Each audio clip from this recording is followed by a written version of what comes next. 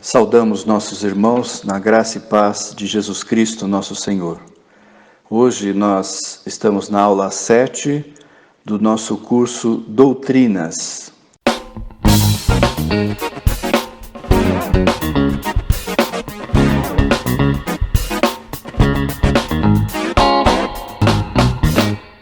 Nós vamos falar hoje sobre a doutrina do sacerdócio universal do crente.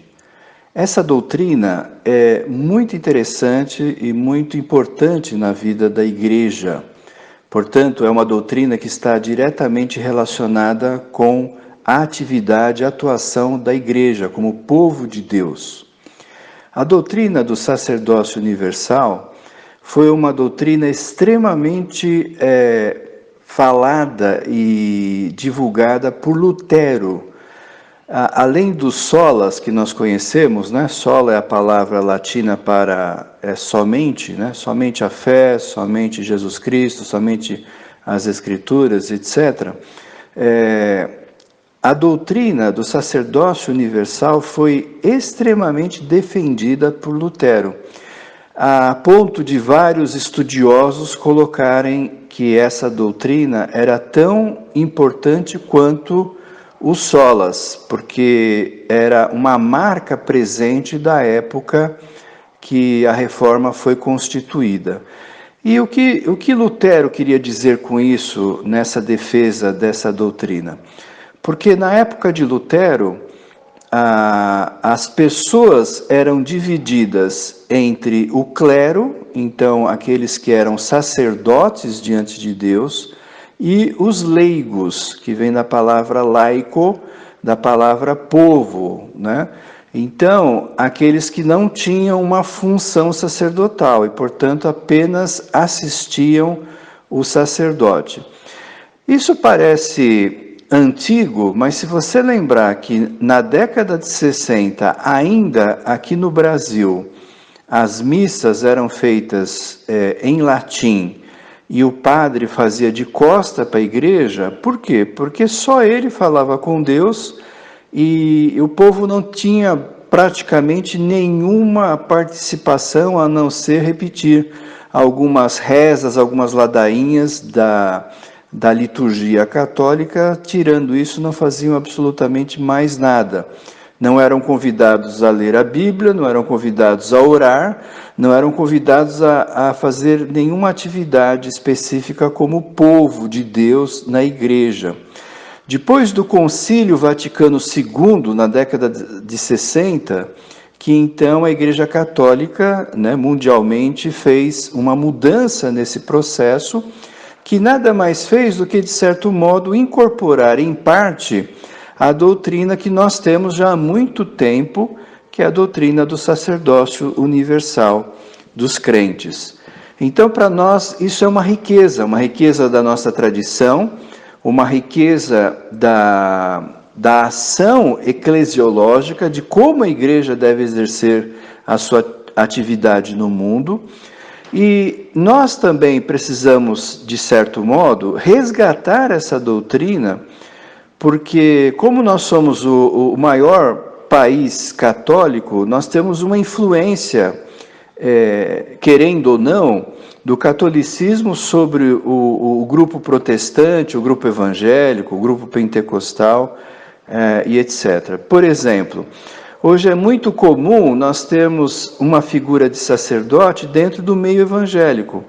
Pastores que têm atribuições especiais, a oração dele é uma oração que cura, a oração das outras pessoas não, ele que faz milagre. Então é muito comum no meio evangélico hoje ter termos, funções designadas, por exemplo, pastor ficou desgastado, então vai para bispo ficou desgastado, vai para apóstolo, né? Então, de vários modos se tenta fazer uma distinção entre atributos, entre ministérios dentro da igreja atualmente. E o catolicismo trouxe, evidentemente, uma grande influência dentro do meio evangélico brasileiro, que até hoje é visto, né, a função pastoral como um atributo superior e maior do que os demais que estão dentro da própria igreja.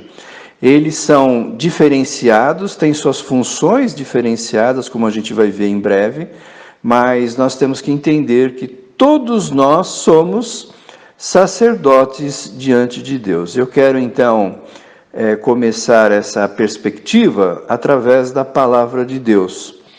Vamos o Novo Testamento todo, ele é versado nessa visão, de que o povo de Deus tem atributos, funções, atividades, ministérios, dons, para serem exercidos na visão do reino de Deus, na visão da igreja, exercendo a sua atividade e a sua ação no mundo, mas diretamente nós temos alguns textos que nós podemos colocar para nós. Eu quero então citar para você, para a leitura, 1 Pedro capítulo 2. Nós vamos começar do verso 6, que diz assim: Pois assim é dito na Escritura, eis que ponho em Sião uma pedra angular, escolhida e preciosa, e aquele que nela confia jamais será envergonhado. Portanto, para vocês, os que creem, esta pedra é preciosa, mas para os que não creem, a pedra que os construtores rejeitaram tornou-se pedra angular, e pedra de tropeço e rocha que faz cair. Os que não creem tropeçam, porque desobedeceram a mensagem para o que também foram destinados. Verso 9. Vocês, porém, Pedro está falando da igreja, vocês, porém, são geração eleita, sacerdócio real, nação santa, povo exclusivo de Deus para anunciar as grandezas daqueles que os chamou das trevas para a sua maravilhosa luz. Verso 10. Antes vocês nem sequer eram povo, mas agora são povo de Deus. Não haviam recebido misericórdia, mas agora a receberam. Verso 11. Amados, insisto em que, como estrangeiros e peregrinos no mundo, vocês se abstenham dos desejos carnais que guerreiam contra a alma. Verso 12. Vivam entre os pagãos de maneira exemplar, para que naquilo em que eles o acusam de praticarem o mal, observem as boas obras que vocês praticam e glorifiquem a Deus no dia da intervenção. Então veja que o texto, podemos continuar lendo, falando sobre atribuições e funções do povo de Deus como igreja. Em determinado momento, Pedro vai dizer claramente que nós somos sacerdotes de Deus, sacerdócio real. Então não temos mais um sacerdote como no Antigo Testamento, que alguém fazia uma intermediação entre Deus e o povo. Mesmo no Antigo Testamento, nós temos essa realidade que já é apresentada num futuro de um sacerdócio universal também em nosso meio. Vamos para o texto de Êxodo, capítulo 19. Diz assim no verso 5: Agora, se me obedecerem fielmente e guardarem a minha aliança, vocês serão o meu tesouro pessoal dentre todas as nações, embora toda a terra seja minha. Verso 6: Vocês serão para mim um reino de sacerdotes e uma nação santa. Essas são as palavras que vocês dirão aos israelitas. Então veja que interessante. O próprio Moisés, atuando na revelação de Deus, está dizendo que o povo de Israel deveria, numa visão de futuro da aliança de Deus, exercerem um sacerdócio perante outras nações. Então, aquele texto de Pedro está diretamente relacionado com esse texto do Antigo Testamento, como nós lemos em Êxodo capítulo 19. E eu quero ler mais um texto ainda, que eu estou localizando aqui, Isaías capítulo 61, verso 6, que diz assim: mas vocês serão chamados sacerdotes do Senhor, ministros do nosso Deus. Vocês se alimentarão das riquezas das nações, e no que era o orgulho delas, vocês se orgulharão.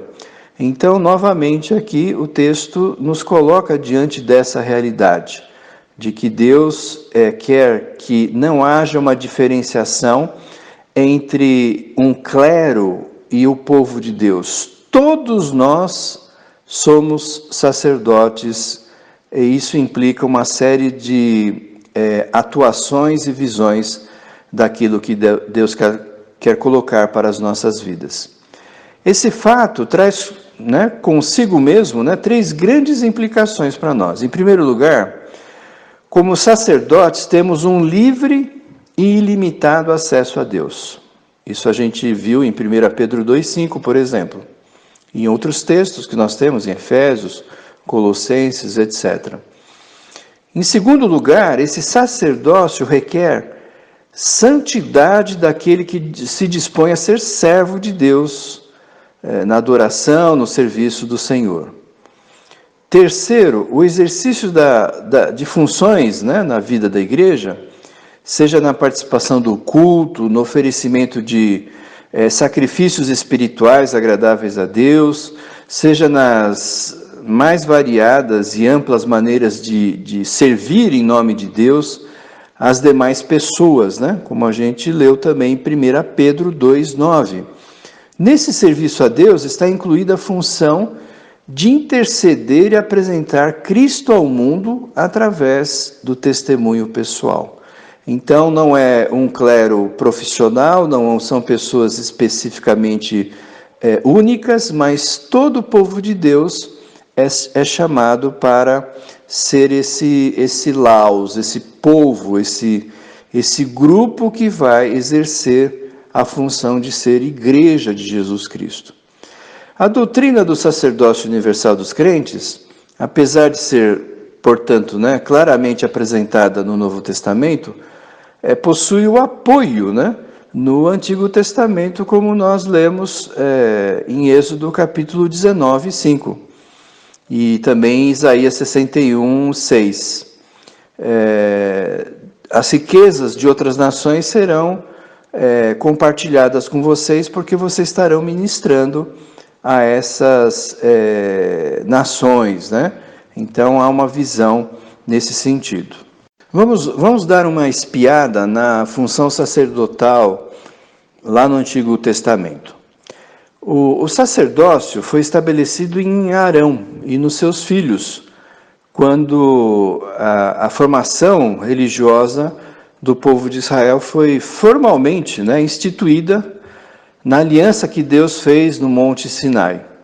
Assim, Arão foi estabelecido como sumo sacerdote e os seus filhos como sacerdotes também.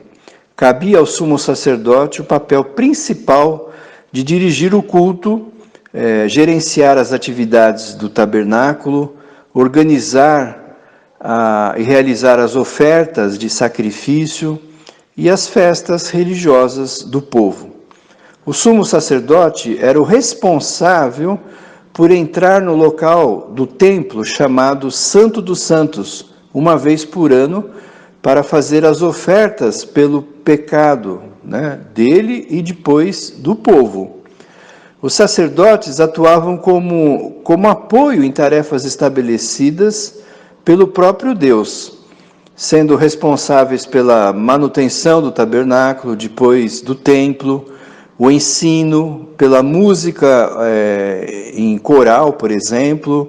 Além disso, a ordem dos sacerdotes era hereditária e exclusiva à tribo de Levi.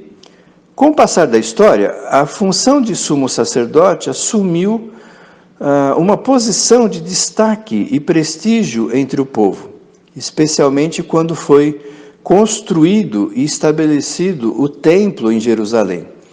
O sumo sacerdote, a partir daí, passou a ser aquele vencedor nas disputas políticas pelo poder religioso e social.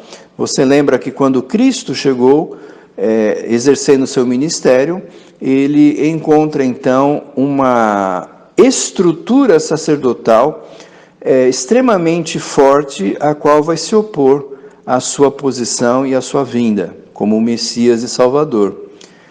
Então, a divisão do poder ficou constituída no topo, né, então, do sumo sacerdote, que era o presidente do Sinédrio, o órgão formulador das leis. Em seguida, por um pequeno grupo formado pelos antigos sumos sacerdotes e sacerdotes de famílias influentes. Esse era o Sinédrio, era a base da estrutura. Então, veja que o sacerdote acabou exercendo uma função, inclusive política, e de domínio social perante todo o povo. Com a destruição do templo no ano 70 depois de Cristo, por volta, né? A religião judaica ficou sem sacerdotes e a tradição dos levitas, pois eles dependiam da existência dessa tribo. Foi então o templo substituído definitivamente pelas sinagogas, que já existiam fora de Jerusalém, né? Depois do segundo exílio, foi formado as sinagogas, porque no exílio não havia templo, e começaram já desde a Babilônia a ter esse processo das sinagogas, um lugar de adoração e culto, mas não mais de oferecimento de sacrifícios, porque isso só poderia ser feito pelo sacerdote no templo. E então a figura do sacerdote foi substituída pelos rabinos, né? Ou os estudiosos, ou os doutores da lei, como a própria Bíblia coloca. A função do sacerdote no Antigo Testamento deve ser entendida como uma figura que apontava para Jesus Cristo. Esse era o objetivo quando Deus instituiu a aliança no Sinai com o povo, quando retirou o povo do Egito. As determinações que foram feitas, as figurações, os ofícios sacerdotais, as ações, a liturgia, as festas, o sacrifício, tudo isso apontava para Jesus Cristo. E essa ênfase, então, portanto, do contexto do relacionamento entre Deus e o povo de Israel. Assim, os sacerdotes, como servos da aliança, tinham o ofício de mediadores, atuando nos dois sentidos, do povo para Deus e de Deus para o povo. Porém, a função principal e mais relevante era como mediador entre Deus e o povo. A necessidade da existência do sacerdócio é uma decorrência, né, da natureza pecaminosa do ser humano, pois havendo o pecado, a natureza pura, né, de Deus não pode conviver com as suas criaturas decaídas, resultando na quebra do relacionamento e na santa ira divina que nós teríamos como consequência. Para diminuir, para aplacar, né, para essa ira não se restabelecer em nós, o relacionamento era necessário através de um mediador e uma oferta sacrificial pelo pecado, como você lembra, os animais que eram oferecidos, as libações que eram oferecidas no Antigo Testamento. Essa função mediadora era o ofício do sacerdote. A instituição do sacerdócio está associada à lei, através de Moisés. A gente pode ler isso em Hebreus capítulo 7, versículos 11 e 12.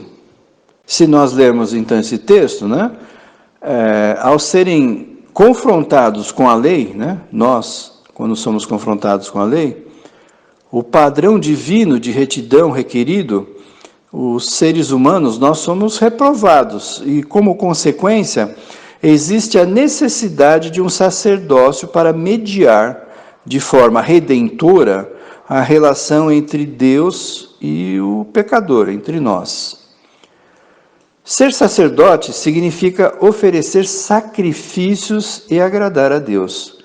Esse ofício era descrito em Hebreus capítulo 5, versículo 1.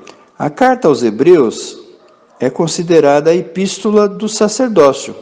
É um dos títulos que essa carta tem, com grande relacionamento com o livro de Levíticos, que explicita, que explica a ação do sacerdote no Antigo Testamento.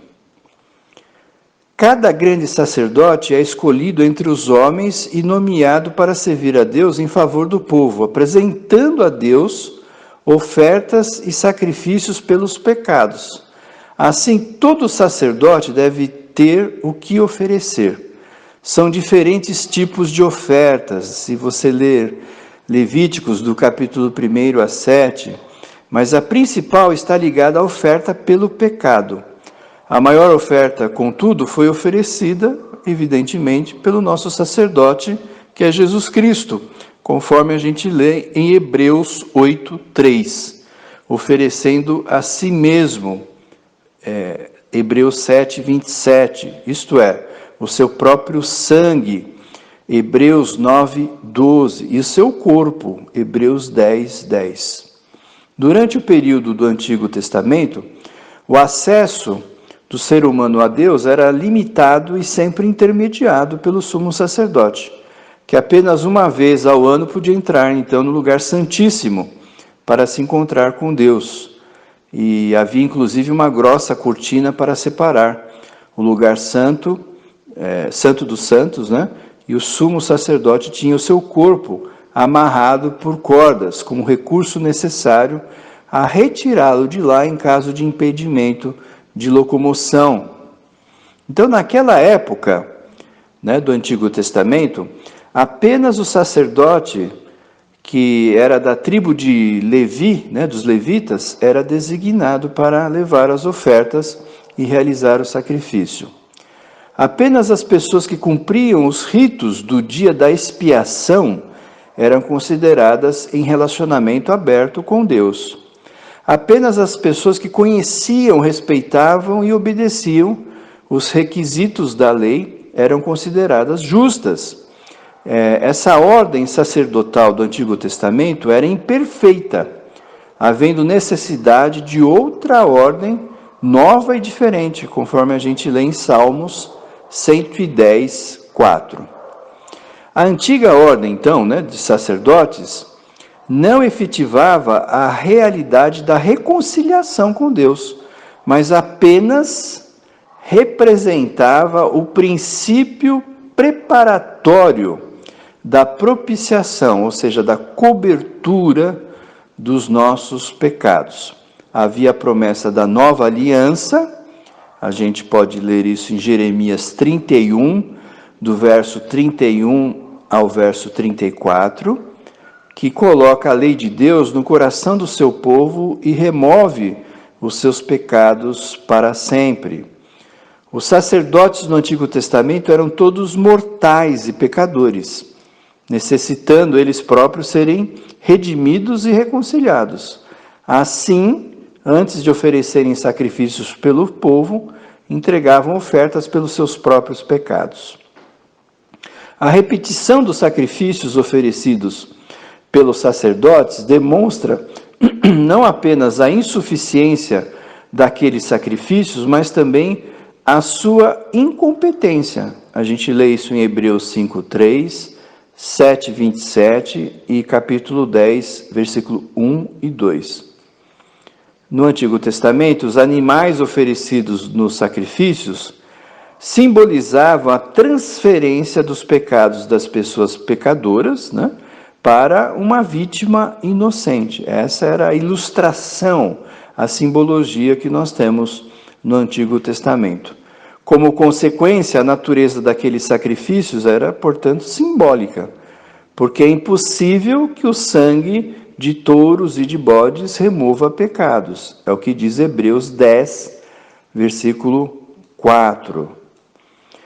Por outro lado, após a morte de Cristo na cruz, algo marcante aconteceu que destruiu a barreira que nos separava do acesso livre e ilimitado. Exatamente na hora da crucificação de Jesus, o véu do santuário foi rompido pelo próprio Deus como diz a Bíblia, de alto a baixo, como sinal concreto do fato que todos os santos poderiam livremente serem sacerdotes diante de Deus. Esse ato de Deus é significativo, marcante, maravilhoso.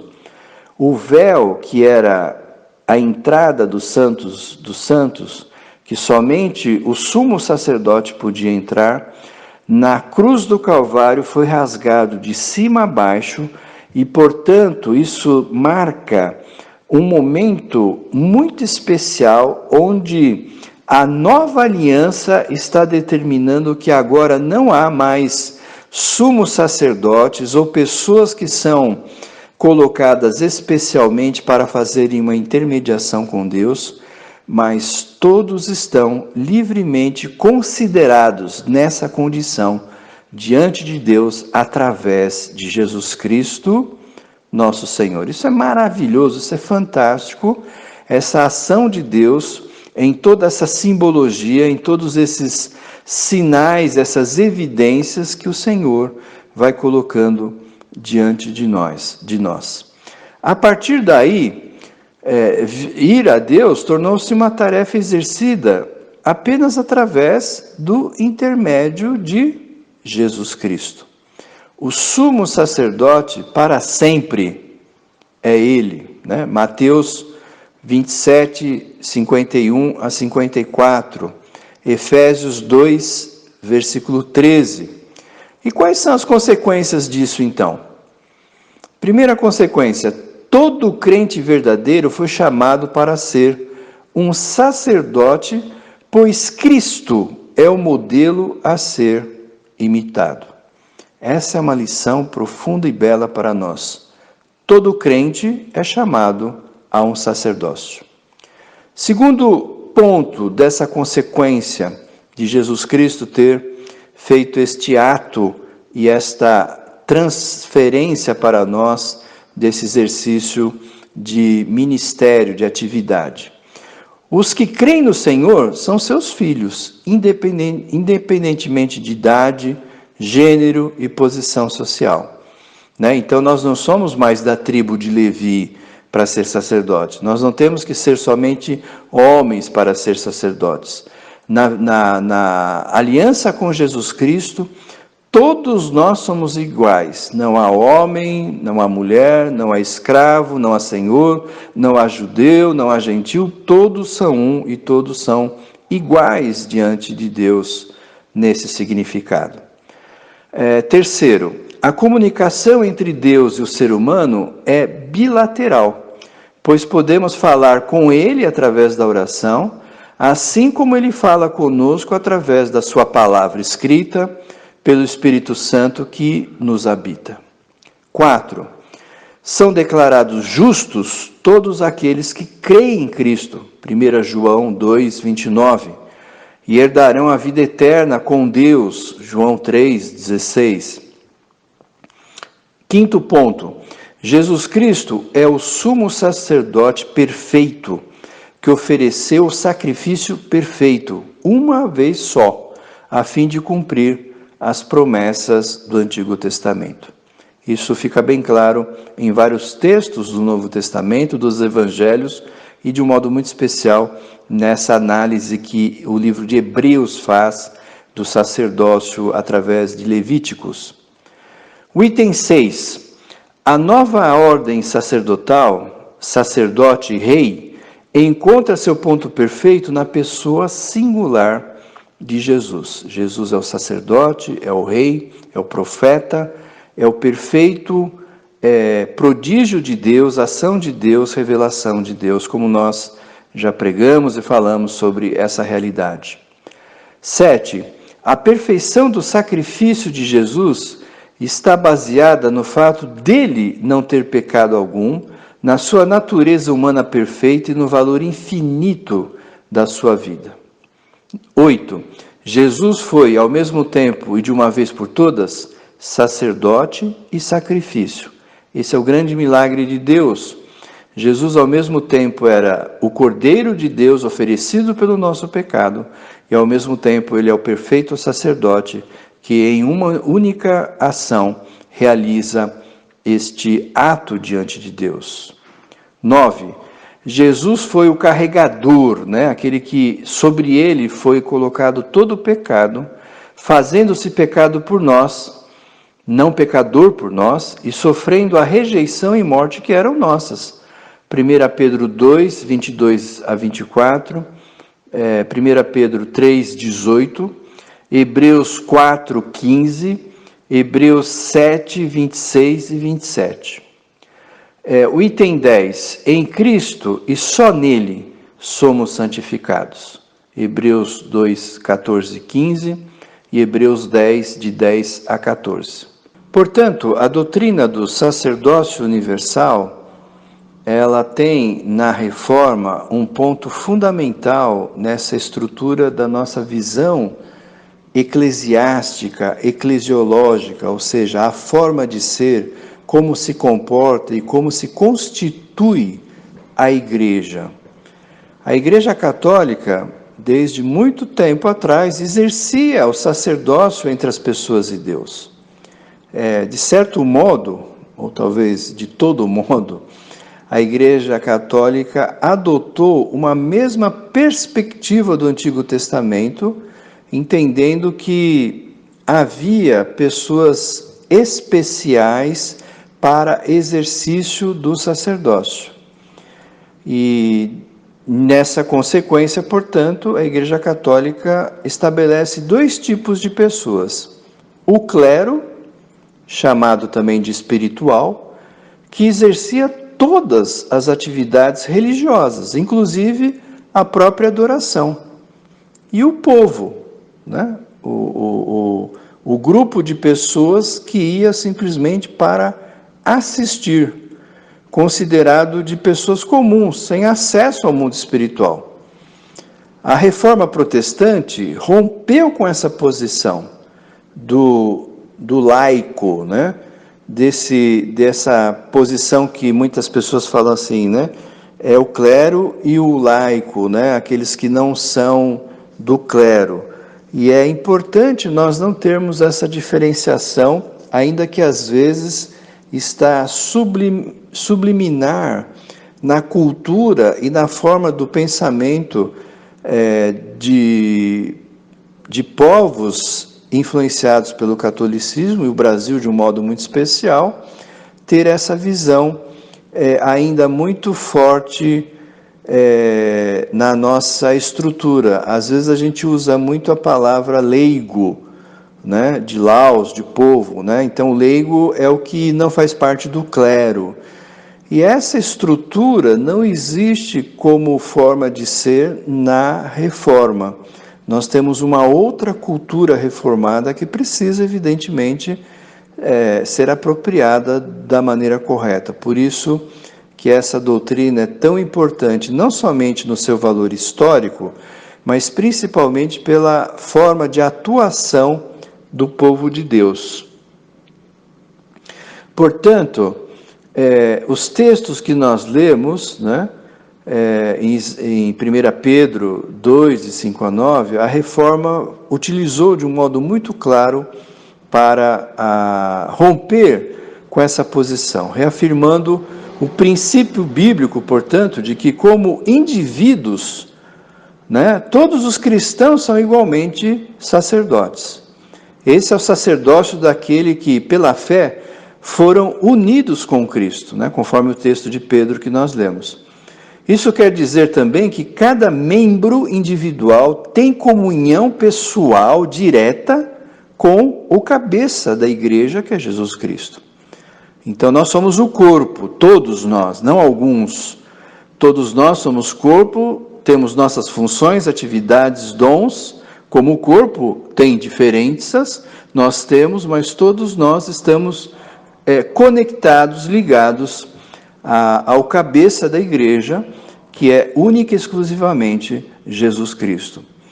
Possui, então, portanto, a responsabilidade de cada um de nós imediata diante de Deus, de Jesus Cristo, e que diretamente dele é que nós obtemos o perdão e adquirimos o seu poder para agir. Então eu não preciso de um intermediário para pedir perdão dos meus pecados, eu não preciso de um intermediário para que faça as ações de Deus como igreja. Eu tenho essa designação através de Jesus Cristo, na nova aliança que Ele concebeu através da cruz do Calvário e da ressurreição para a vida e ação da igreja. Ao proclamar a doutrina do sacerdócio universal de todos os crentes, Lutero tornou impossível para um grupo na igreja manter outros em posição inferior, ao mesmo tempo em que recolocou todos os fiéis, incluindo os considerados mais baixos, menos capacitados, à condição privilegiada de sacerdote. Todos estão nivelados iguais perante Deus. Além do texto de Pedro, Lutero usou um outro texto assim diretamente sobre o sacerdócio, muito bonito, eu vou ler ele agora. É Apocalipse, deixa eu localizar aqui, Apocalipse capítulo 1, verso 6. Vamos ler do verso 4 em diante para entender. João, às 7 igrejas da província da Ásia, a vocês, graça e paz, da parte daquele que é, e que era, e que há de vir, dos 7 espíritos que estão diante do seu trono, e de Jesus Cristo, que é a testemunha fiel, o primogênito dentre os mortos, e o soberano dos reis da terra, Ele que nos ama e nos libertou de nossos pecados por meio do seu sangue. Então agora eu quero ressaltar o verso 6. E nos constituiu reino e sacerdotes para servir a seu Deus e Pai. A Ele sejam glória e poder para todo sempre. Amém. Veja que lindo esse texto, que Jesus fez toda a obra para constituir a cada um de nós reis, nós somos reis também, e somos sacerdotes para servir ao Senhor. Que coisa maravilhosa!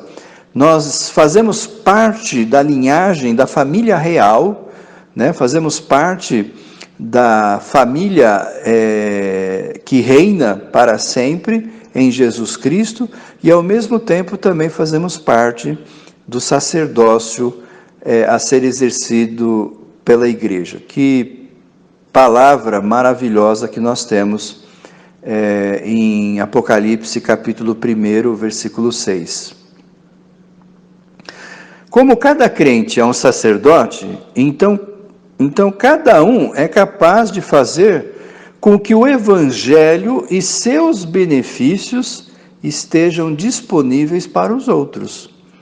Entretanto, pessoas são chamadas por Deus para ministérios específicos, a fim de fazer a igreja funcionar efetivamente através dos dons e cooperar para o crescimento da mesma. Tais ministérios devem ser vistos como chamados a proclamar uma mensagem doadora de vida e transformadora do mundo, para servir ao invés de ter poder sobre outros. Desse modo, Lutero rompeu decisivamente com a divisão tradicional da igreja nas classes de clero e crentes comuns. Essa doutrina não quer dizer que devemos eliminar o ministério pastoral como ordem distinta dentro da igreja, mas nem tampouco que cada crente é seu próprio sacerdote, possuindo o direito de julgamento ao seu bel prazer e fazer as coisas do seu jeito. Essa função de juiz é apenas de Cristo. Na verdade, a doutrina do sacerdócio universal de todos os crentes quer dizer que todo cristão é sacerdote de alguém, e somos todos sacerdotes uns dos outros. Palavra de Lutero para nós. O sacerdócio de todos os crentes é ao mesmo tempo um privilégio quanto uma responsabilidade, uma posição e também um serviço. Duas consequências práticas daí surgem. Primeiro, ninguém pode ser um crente sozinho, vivendo sua fé e ficando solitário. Não podemos servir a Deus sozinhos. Isso nos leva à definição de igreja visível, como a comunhão dos santos, onde os que creem em Cristo é que são os santos. Portanto, a igreja local não é o conjunto de supercristãos que estão na glória celeste. Além disso, não é a comunhão de uns para com os outros que vai formar a igreja. A base fundamental é a comunhão que os membros têm em comum com Cristo.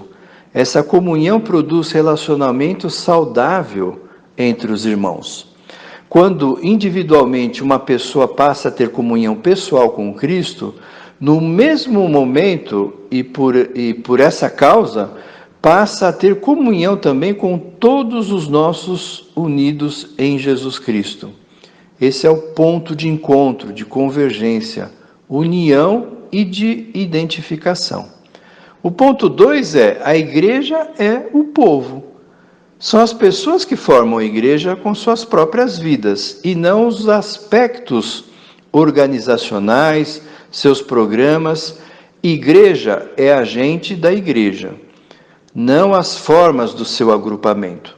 Desse modo, em sentido bíblico mais profundo, não formamos a igreja, mas somos pessoalmente a igreja. Isto é verdade se Deus é que nos chamou, Cristo congregou e o Espírito aperfeiçoando pela palavra divina que orienta e ensina. Portanto, nós temos um desejo como povo de Deus de servir em nome do Senhor, em nome de Deus. Os ofícios apresentados por Paulo, então, em Efésios 4:11, como também descritos em Romanos 12, em 1 Coríntios 12, nós temos lá dons, aptidões, ministérios a serem exercidos, foram dados e estabelecidos para o aperfeiçoamento de todos os santos. E a Bíblia, às vezes, cita exatamente nesses textos a expressão a fim de que estes cumpram o seu serviço na igreja. Assim, na igreja o trabalho não é apenas pastoral, ou dos presbíteros, ou dos diáconos, mas é também e fundamentalmente comunitário, é de todos. Toda a igreja participa em produzir o seu próprio crescimento, seja ele quantitativo, aumento dos números de membros, qualitativo, crescimento na fé e na maturidade, ou orgânico, crescimento na comunhão. Quando Lutero falou do sacerdócio universal dos crentes, ele tinha em mente que na Igreja de Cristo não pode haver divisão entre aqueles que trabalham e os que apenas são espectadores e somente ouvem de modo cômodo. Na verdade, todos são chamados, equipados e comissionados para o ministério cristão, na riqueza da sua diversidade e variações. Assim, os dons espirituais trazem implicações de responsabilidade com a edificação de nossos irmãos. Não há crescimento em igrejas que dependem de algumas pessoas, poucas, e os demais membros são espectadores. Sempre existe progresso e multiplicação em igrejas cujos membros são vibrantes e intentam todos servir a Cristo. A palavra leigo, portanto, quer dizer alguém do povo. Como consequência, o seu uso para os não consagrados ao ministério é inexato, não é correto, né? E inadequado. Na verdade, todos nós somos ministros, pois todos somos servos. E todos somos leigos, porque todos somos povo. Assim não temos clero nem leigos, como ensina até hoje a Igreja Católica Apostólica Romana. A doutrina do sacerdócio universal afirma que a obra é de todos e que não podemos ter diferenciações entre nós, no sentido de que há pessoas mais credenciadas para terem mais acesso a Deus em detrimento de outras. Isso não é a realidade do que a palavra diz, e desta belíssima tradição que nós temos e que é colocado dentro dessa doutrina maravilhosa, que é a doutrina do sacerdócio universal de todos os crentes, portanto. Como o Espírito Santo foi dado a todos, e não apenas aos líderes, pastores e afins, assim como todos recebemos dons espirituais, a tarefa de fazer a obra foi dada à igreja como um todo. Assim, poderíamos escrever no cabeçalho, de nossos boletins: ministro da igreja, todos os crentes; auxiliares dos ministros, os pastores da igreja. Em outras palavras, a tarefa dos pastores é serem pastores e não dominadores, nem centralizadores, nem os únicos executores. Nós temos que entender essa perspectiva porque é fundamental para a riqueza e para o progresso da própria igreja como futuro, como desenvolvimento, como busca de uma orientação de Deus nessa proposta de visão doutrinária. E eu quero então concluir que a doutrina do sacerdócio universal dos crentes rejeita a instituição de um clero distinto do povo da igreja. Assim, não temos sacerdotes entre nós, no sentido de alguém com mais acesso a Deus do que os demais, ao mesmo tempo em que todos nós somos sacerdotes, porque temos livre acesso a Deus, sem necessidade de um mediador humano. Assim, por exemplo, o pastor, o presbítero, o diácono não são mediadores. Nossas orações não são mais poderosas, nem têm mais valor aos olhos de Deus quanto dos demais membros da comunidade da fé. Lutero tentou apagar o conceito católico de que a igreja era a estrutura de um clero que tinha ações prodigiosas, especiais, específicas e únicas a eles. Para ele, a igreja, para Lutero, a igreja é o povo e não a instituição, representada por seu clero. Ele queria a ênfase no povo, pois o povo é a igreja e o povo é sacerdote. No entanto, essa doutrina tem sido crescentemente desconsiderada em muitas igrejas, como resultado de um mau entendimento de que temos um clero e um laicato. Isso não existe biblicamente.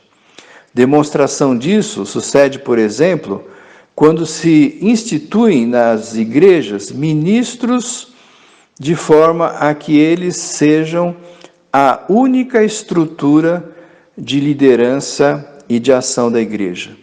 O pastor, os presbíteros, todos eles prestam contas ao povo de Deus, à igreja, porque todos nós temos os mesmos direitos e os mesmos deveres.